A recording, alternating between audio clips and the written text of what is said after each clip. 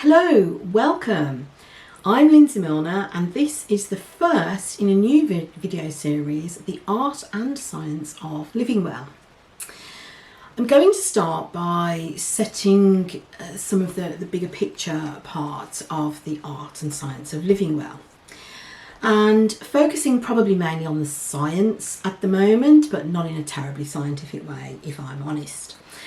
So, is happiness what we want? That's my focus, and my short answer to that is yes. Yes, of course it is. However, of course it's more complicated than that. People have been looking at what constitutes happiness since Aristotle's day, probably before that as well if we're honest, but we still have Aristotle's thoughts on the matter available to us. I'm going to focus today on a couple of different examinations of happiness. The first is a paper by Carol Riff, a psychologist who looks at psychological well-being. And the second, I'm going to revisit a book in 5 minutes, The Dreaming Path. So let's start with Carol Riff. She's a psychologist. She wrote a paper called Happiness is Everything, or Is It?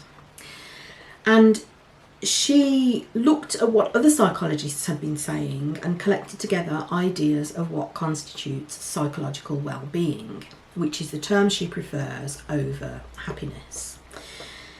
And she says that it consists of 6 different elements. Now, these elements, let me just briefly summarise them for you. I'm going to cover them probably in more detail on an individual basis, but for today I'll just give a brief description of what she means by them. So the first one, and the order is not specific because sometimes they appear in different orders, but the first one I'm going to mention is purpose in life, by which she means the goals we have, the intentions we set, the sense of direction of our lives. These things contribute to the feeling that life is meaningful. The second element is positive relations with others. She says it's important that we have warm, trusting relationships. We have empathy and affection for all human beings. A third element is autonomy, also sometimes known as self-determination. And this is where we make our own decisions. We have the power to act and as we want and make our own decisions. We're resistant to what she calls enculturation. So we don't do what everybody else does just because everybody else is doing it. We make our own decisions about how we want to live our lives. She says also we have an internal locus of evaluation, and by that she means we have personal standards. We set our own standards of behaviour and make our own judgment as to whether we've complied with those standards or whether we've fallen short. And if we've fallen short, we can make our own decisions for how to address that. The next element is environmental mastery, which she says is the ability to choose or create the environment that suits us. She includes some activity outside the self for that, and also the potential to bring about change in a wider sense. So environmental mastery can apply to the home, the room that we work in, how we choose to create our own personal environments, but also a wider sense on the world, the community, local community, the planet. She doesn't particularly mention issues of climate change, but it's clear that that can be part of the environmental mastery component of psychological well-being. The next element is self-acceptance, and by this she means a positive attitude towards the self. She points out that this is the most common component of well-being. Other psychologists, it crops up more often than anything else. So it's clearly a key component, something that we must have in order to have psychological well-being. So that's acceptance of ourselves as we are now, but also acceptance of our past. And the final of Carol Riff's 6 is personal growth. So we need all those other 5, but in addition, we need to continue to develop our potential. Continuous learning, we need to constantly be looking at and reviewing how we are growing as individuals.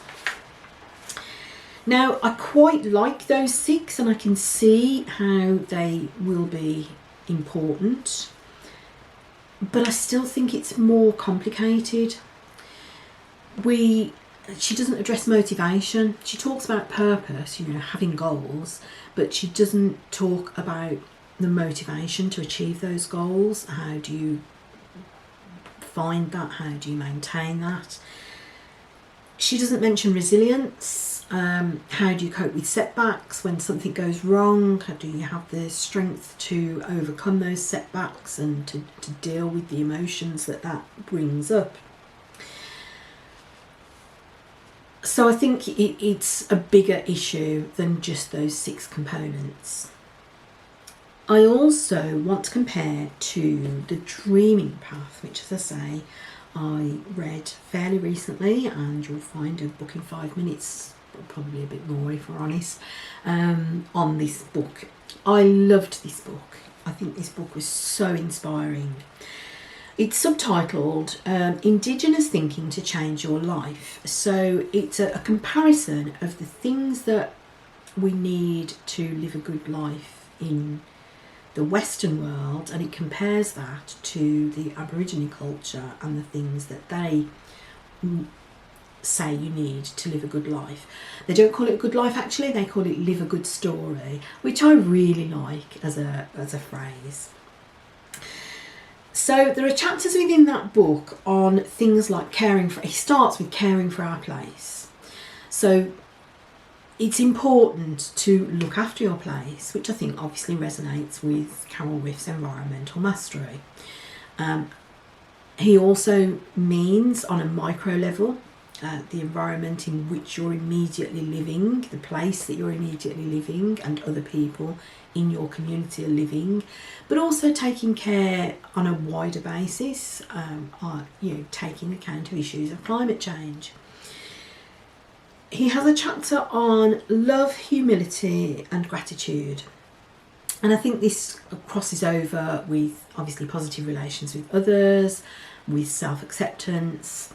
So I think, again, the crossovers between him and Carol Riff are useful. He has a chapter on learning and truth. He talks about the wider issue of truth. What is truth? Is it the same for everybody? Is one person's truth the same as everybody else's, or is it something different?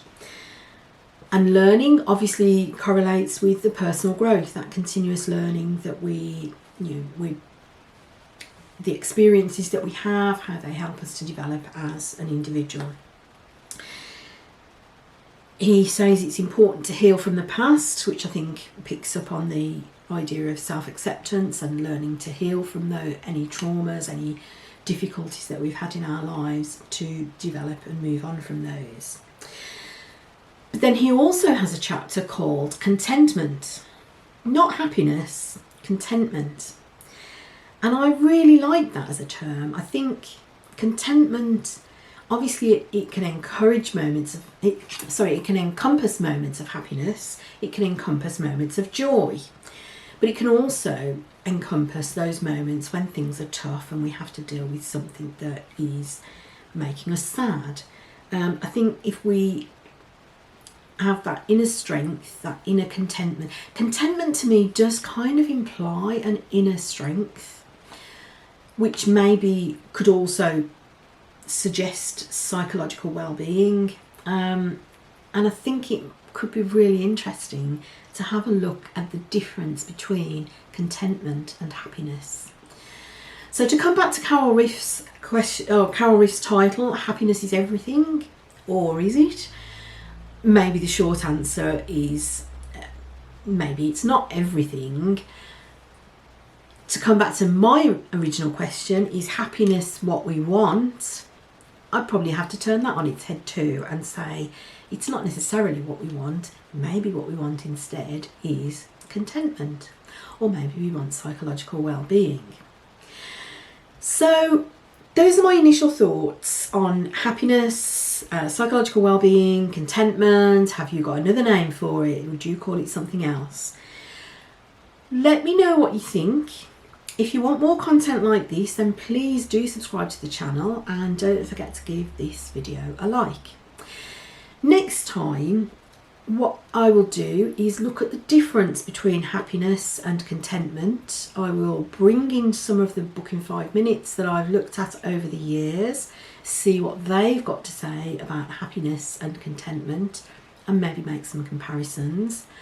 And the video after that, I will probably look at how we can bring in more happiness, contentment, psychological well-being, whatever term you want to use. How can we bring more of that into our own lives?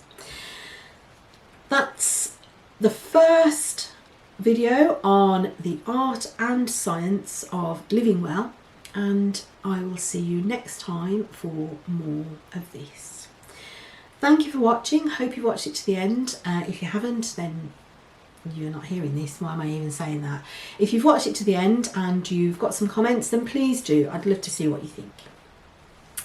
See you next time. I'm Lindsay Milner. Bye.